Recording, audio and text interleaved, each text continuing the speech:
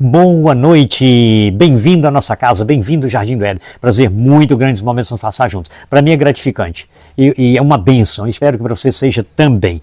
Nós estivemos estudando nos vídeos anteriores algumas cenas do livro de Daniel. Nós estivemos vendo o capítulo 1 de Daniel, que foi exatamente o cativeiro levado de Judá para a Babilônia. Depois nós estivemos vendo o sonho do rei Nabucodonosor, aquela estátua monumental. Por sinal, fazendo um comentário bem rapidinho sobre aquela estátua, é bom dizer que Daniel, o rei havia sonhado e pediu aos sábios que interpretasse o sonho, que falasse qual era o sonho e interpretasse o sonho. Porque se não falasse qual era o sonho, ele duvidaria que eles tivessem habilidade para interpretar o sonho. Veio o decreto de morte diante dessa cena, porque eles não conseguiram. Daniel, quando foi ameaçado de morte, ele se apresentou diante do rei para ver o que estava acontecendo e pediu um prazo ao rei para clamar a Deus a misericórdia para ver se solucionaria o problema. Diante dessa cena, o rei prorrogou o prazo, Daniel intercedeu e Deus atendeu. Quando o Daniel se apresentou diante do rei, aconteceu uma coisa interessante. O rei perguntou: Daniel, você pode dizer qual é o sonho e a interpretação? Ele falou: rei, como? Aí agora eu acrescento com as minhas palavras: como os sábios da Babilônia falaram: rei, ninguém pode saber o que o senhor sonhou. Quem sonha é você, como que eu vou saber? Não tem lógica uma coisa, eles não tinham razão, só os deuses que podem saber isso, e eles não moram com os homens. E agora Daniel fala, em outras palavras, mais ou menos a mesma coisa: rei, eu não sei dizer nada disso não. Agora, Deus o Eterno é que faz o rei saber o que significa isso. É ele que me deu a capacidade, não é porque eu sou mais bonitinho do que os outros não. Agora, então Daniel descreve rapidamente a cabeça de ouro, o peito e os braços de prata, o ventre e os quadris, e as coxas de bronze, as pernas e os pés de ferro e os dedos de ferro e barro. E agora ele começa a dar a interpretação, e o rei, quando vê a descrição do sonho, ele dá credibilidade à interpretação. E Daniel fala assim: tu, ó rei, é a cabeça de ouro. Pronto, gostoso, sua cabeça de ouro. Por uma temporada ele aderiu a essa ideia e conviveu com ela. Só que aconteceu uma coisa interessante. Com o decorrer do tempo, Daniel começou a admitir que alguma coisa poderia estar errada. Ele não poderia simplesmente ser a cabeça, ele tinha que ser um pouquinho mais. Então, segura um pouquinho que eu devo dizer uma coisa. Para você entender melhor o que nós estamos falando e o que nós estamos estudando, eu vou dar uma sugestão muito boa. Não esqueça de fazer isso aqui. Após você assistir cada um dos vídeos da história de Daniel, depois você lê o capítulo relacionado àquele vídeo. Por exemplo, o capítulo 1. Então, você vai assistir 2 vídeos do capítulo 1, você lê o capítulo 1 depois de você ter assistido o vídeo. O capítulo 2, que é da estátua, do sonho, você vai ler depois de você assistir, você leia também. Você vai ficar com a mente bem aguçada, bem ativa. E quando você estiver lendo, você vai associar o que você ouviu ao que você leu e vai chegar às suas conclusões. Isso é muito importante. E assim cada um dos capítulos. E por sinal, no final desse vídeo, na descrição, eu vou colocar o link dos vídeos relacionados, onde você vai poder assistir todos os links, todos os vídeos, se é que você não assistiu ainda. Muito bem. Sim, não posso esquecer disso aqui. Para você que já é inscrito no meu canal, um abraço, que Deus te abençoe, fico feliz com isso, tá certo? E para você que não é inscrito, aproveite de se inscrever agora, nesse momento, tá certo? Dá uma pausa aí, escreve, dá um toquezinho. Acione também o sininho das notificações, porque cada vez que eu colocar um vídeo novo, você vai ser avisado que o vídeo está à sua disposição para você assistir. Outro fator interessante, não esqueça do like, do joinha, da curtida, como dizem alguns, como você preferir. E nos comentários, fique à vontade, participe conosco. Por sinal, diz o que você está achando de nosso trabalho. Não esqueça de dar a sua sugestão de melhoramento. Diz também de onde você está nos assistindo. Isso é muito bom. E não esqueça de compartilhar, porque compartilhando está me ajudando a ajudar outras pessoas. Porque sem a sua participação é impossível eu chegar a muitos lugares como tenho chegado até então. Conto com você. Voltamos ao nosso assunto. Agora nós estamos no capítulo 3 de Daniel. O arrogante vencido. Olha que cena interessante. O rei, ele não se contentou em ser simplesmente a cabeça de ouro. Ele queria ser todo eterno. Ele queria ser o todo de ouro. O corpo todo. E aí ele agora, olha como que ele diz aqui no capítulo 1, verso 1, diz assim: e o rei Nabucodonosor fez uma estátua de ouro, cuja altura era de 60 côvados e a sua largura de 6 côvados, e levantou no campo de Durã, na província da Babilônia. Sabe o que significa dizer 60 côvados? São cerca de 25 metros, aproximadamente um prédio de 7 andares. E a largura de 6 côvados daria mais ou menos 2,60 m, 2,80 m. Isso é calculando um côvado na faixa de mais ou menos 42 centímetros, que é a média. Só para você ter uma ideia, de ouro, não era só banhadinha, ouro, não, o negócio era fartura mesmo. Agora verifica o seguinte, qual o propósito dessa imagem, dessa estátua? Essa imagem era uma representação do rei Nabucodonosor, porque ele queria ser todo de ouro. Ele não se contentou só com a cabeça, conforme eu falei há pouco. Então, o rei Nabucodonosor mandou reunir os príncipes, os prefeitos, os governadores, os conselheiros, os tesoureiros, os juízes, os capitões, a todos os oficiais da província, para que viesse a consagração da estátua que o rei Nabucodonosor tinha levantado. Então, era uma festa monumental e era para todas as autoridades estarem presentes, tá certo? Para a consagração da estátua, da imagem que o rei havia levantado. Agora ele vai descrever na sequência o seguinte. Ele vai dizer que tiveram todos presentes. No verso 3 ele vai dizer que esteve presente, vai repetir a lista. Não vem o caso, não é a nossa preocupação nesse momento, tá certo? Agora, qual o propósito? Era simplesmente a inauguração de um monumento? O governador, vamos fazer um monumento ao governador que fez o... Não, vamos fazer um monumento ao rei? Não, era muito mais do que isso. Era a adoração da estátua que o rei havia levantado, tá certo? E agora veja só o seguinte, o arauto era o responsável como se fosse promover a festa, quase como se fosse o animador da festa. E ele ficou responsável de anunciar os acontecimentos, apresentar o cronograma da realidade do programa. E veja, a partir do verso 4 diz o seguinte, e o arauto proclamou em alta voz, e ordena-se a voz, entendeu? Povos, nações, línguas, quando ouvirdes, aí ele vai falar sobre o som dos instrumentos musicais todinho, tá certo? A gaita de fole, todos os instrumentos, certo? Quando tocar, então, a música, prostrar-vos-eis e adorareis a estátua de ouro que o rei Nabucodonosor tem levantado. Só para você ter uma ideia. Então, é adoração. Todas as pessoas, no toque do instrumento, todo mundo bonitinho se ajoelhar. Agora, acontece que na Babilônia não tinha somente Sadraque, Mesaque e Abednego, não, de Judá. Tinha muitos outros, só que, infelizmente, eles não tinham se destacado como eles. E, por sinal, eu posso até imaginar Sadraque, Mesaque e Abednego lá no meio daquela multidão da Campina de Durã, aquela campina longa, quilométrica. E por que naquela campina? Porque todo mundo pudesse ver a estátua. E lá no finzinho, então, estavam os três robustos, alto, né, saúde, né, aquela aparência agradável, destacando no meio. E no toque do instrumento, todo mundo se ajoelha. E eu posso pensar do lado de Sadraque, alguém puxando na roupa de Sadraque embaixo. Sadraque, você, meu filho, você vem. Rapaz, olha aí, ó. Você não está ouvindo não o que o rei está falando? Você não viu que o arauto anunciou não? Veja só.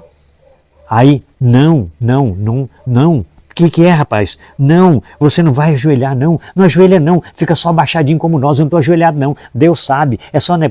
Deus precisa de você, né, Sadraque? Se você morrer, afinal de contas, vai fazer falta no trabalho para a influência do rei. Não, eu vou permanecer em pé. Olha só, agora veja a sentença. Tá certo? No verso 6 diz o seguinte: qualquer que não se prostrar e não adorar, será na mesma hora lançado dentro da fornalha de fogo ardente. Deu para entender? Na mesma hora lançado na fornalha de fogo. E os três grandões, bonitões, de boa aparência, lá no fim, em pé. Deu para chamar atenção, né? Se ele tivesse pelo menos, como os colegas estavam sugerindo, olha, fica pelo menos cocorado, rapaz, faz de conta, Deus entende. Aí tinha passado, né? Dá para olhar assim, tá, né? Mas não, eles mantiveram a postura digna de respeito. Portanto, no mesmo instante em que todos os povos ouviram o som da buzina, da flauta, aí vem repetir novamente os instrumentos musicais, prostraram-se todos os povos e nações e línguas e adoraram a estátua de ouro que o rei Nabucodonosor tinha levantado. Por isso, no mesmo instante, chegaram perto alguns caldeus e acusaram os judeus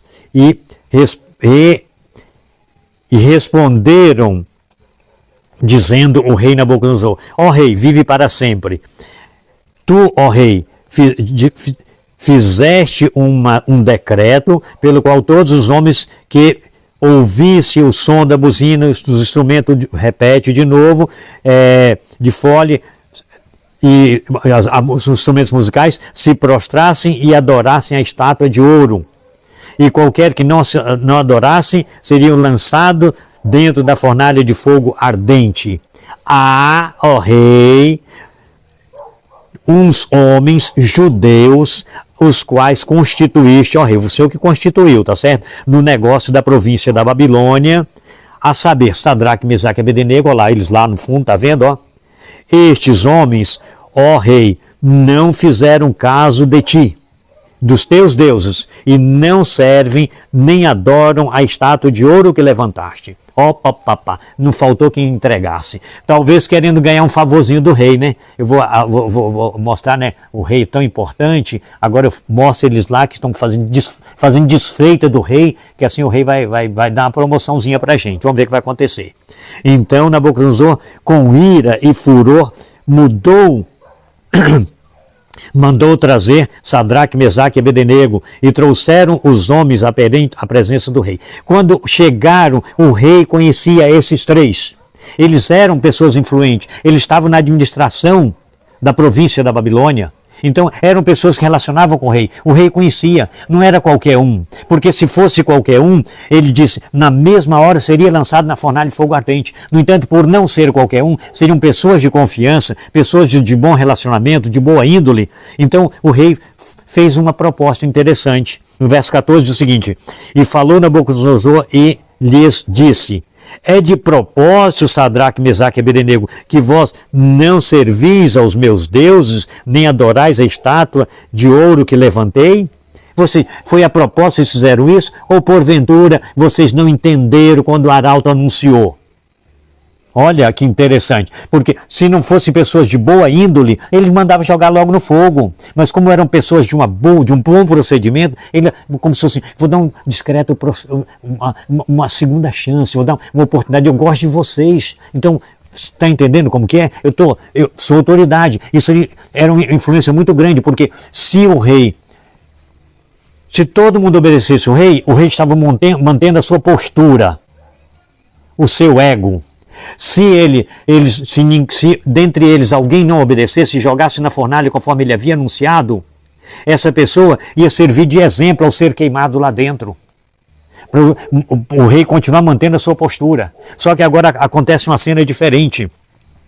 Agora, pois, se estáis prontos, quando ouvirdes o som aí vai reclamar, vai relacionar outra vez os instrumentos, tá certo, de música, para prostardes e adorardes, e estardes da estátua que fiz, bom é, mas se não adorardes, sereis lançado na mesma hora dentro da fornalha de fogo ardente. Olha que arrogância do rei agora. E quem é o Deus que vos poderá livrar das minhas mãos?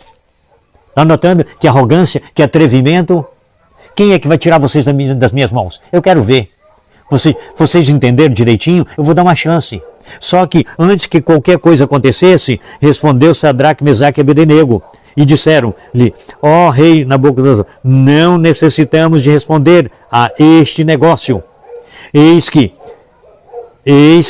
o nosso Deus, a quem nós servimos, é que nos pode livrar, ele nos livrará da fornalha de fogo ardente e da tua mão, ó rei. Está notando? Ó rei, não precisa nem discutir esse assunto não, rei.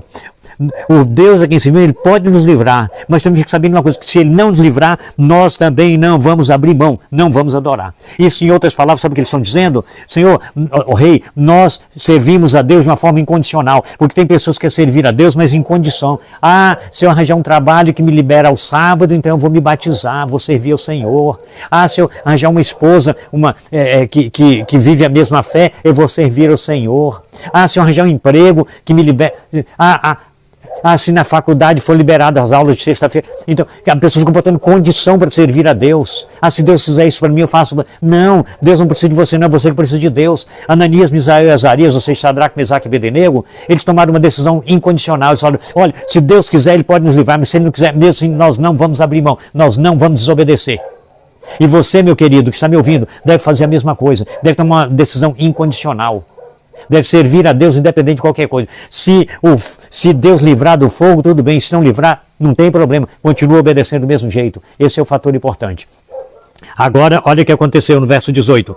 E se não, fique sabendo, nós já fizemos menção deste verso. Então Nabucodonosor se encheu de furor e mudou-se o aspecto do seu semblante contra Sadraque, Mesaque e Abednego. Poxa, esses homens de minha confiança fazem coisa dessa comigo, na vista de todo mundo? Não pode. Tá certo? Embora são pessoas que eu gosto, mas eles vão ter que aprender e vão pagar o preço. Agora verifica o seguinte, e falou e ordenou que a fornalha se aquecesse 7 vezes a mais do que de costume se aquecia, tá certo? E ordenou aos homens mais poderosos dos seus exércitos que atasse a Sadraque, Mesaque e Abednego e lançá-los na fornalha de fogo ardente. Então é na hora, aqueceu rapidinho, os mais fortes pegaram para amarrar e jogaram lá dentro. Então estes homens foram atados e vestidos com as suas vestes, chapéus e suas túnicas e tudo. E foi com as suas roupas e foram lançados dentro da fornalha de fogo ardente. E olha o que aconteceu agora. Isso é que é importante. Isso é muito importante. Não esqueça disso. E porque a palavra do rei era urgente e a fornalha estava sobremaneira quente, de chamas de fogo, matou aqueles homens que carregaram Sadraque, Mesaque e Abednego. Os que estavam levando os homens, os 3, e jogaram lá dentro, as chamas queimaram os que estavam conduzindo. E os 3 homens, entendeu? Sadraque, Mesaque e Abednego caíram atados dentro da fornalha de fogo ardente. Lá dentro. Só para você ter uma ideia que situação. Agora verifica o seguinte, verso 24. Então o rei Nabucodonosor espantou-se e levantou-se. Eu posso imaginar que ele estava acomodado no trono, ele se levantou e ficou e falou dizendo aos seus conselheiros: não lançamos nós dentro do fogo 3 homens atados? Responderam e disseram: ó rei, é verdade, ó rei. Responderam dizendo: eu, porém, o rei agora que fala, eu, porém, vejo 4 homens soltos que andam passeando dentro do fogo sem sofrer nenhum dano, e o aspecto do quarto é semelhante ao filho dos deuses. Então, só para você ter uma ideia, é uma coisa incrível. Os que lançaram eles no fogo morreram queimados, e eles caíram amarrados lá dentro, estavam passeando dentro do fogo. O rei vê, não 3, vê 4 e fica assustado. E o quarto era como se fosse o Filho de Deus, no caso, é claro que nós entendemos que é Jesus. Então,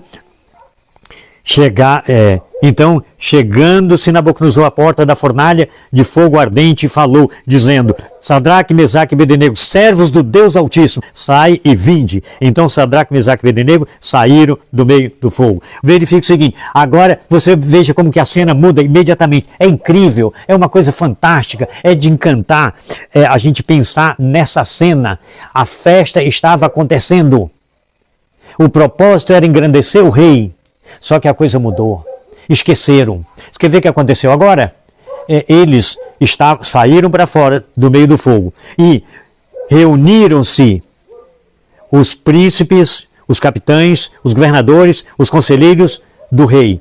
E contemplando a estes homens, viram que o fogo não tinha tido poder algum sobre os seus corpos, nem um só cabelo da cabeça tinha queimado, nem as suas vestes se mudaram, nem cheirou mal. Então, agora, acabou a festa, acabou. Agora, ficaram contemplando os 3 e conversando. Que negócio é esse? Viu como que o poder de Deus como mudou? Quando Deus opera na vida de um fiel, quando um fiel se coloca na submissão da vontade de Deus, as coisas mudam, a cena muda, a festa acaba. Agora, a glorificação não é da imagem, a glorificação não é de um rei, a glorificação é de Deus. Quer ver o que diz, o que o rei diz? Antes eu quero ler um verso para vocês, é o que nós encontramos no livro do profeta Isaías. Só para você ter uma ideia. Eu penso que Ananias, Misael e Azarias, ou seja, Sadraque, Mesaque e Abednego, eles conheciam esse texto das Escrituras Sagradas, tá certo? No livro de profeta Isaías, capítulo 43, no verso 2, diz as seguintes palavras, olha aqui, ó, quando passares pelas águas, estarei contigo. Quando passares pelos rios, eles não te submergirão. Quando passares pelo fogo, não te queimarão, nem chama arderá em ti. Eu posso pensar que esses três homens conheciam essa promessa maravilhosa de Deus. E eles confiaram no que Deus havia dito. E o fogo não teve poder em vista da fidelidade deles. Agora eu devo dizer para você o seguinte, independente se o fogo vai te queimar ou não, você tem que tomar uma decisão incondicional.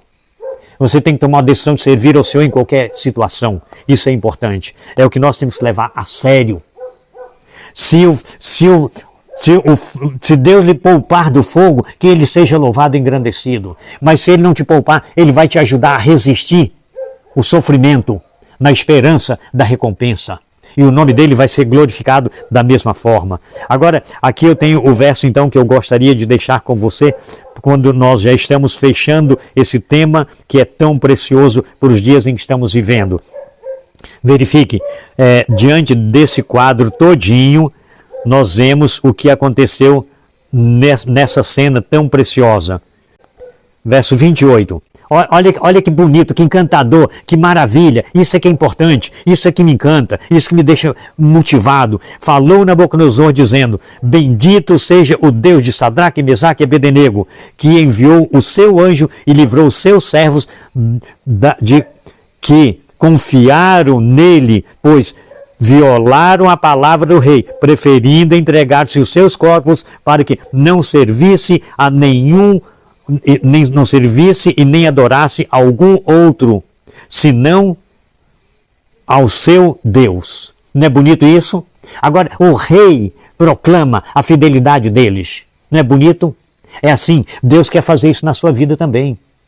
Porque muitos querem esperar de Deus bênçãos terrestres. Deus quer dar bênção eterna. Quer dar muito mais do que isso. Agora, ele recompensou também os três. Quer ver? Olha como diz aqui, verso 29.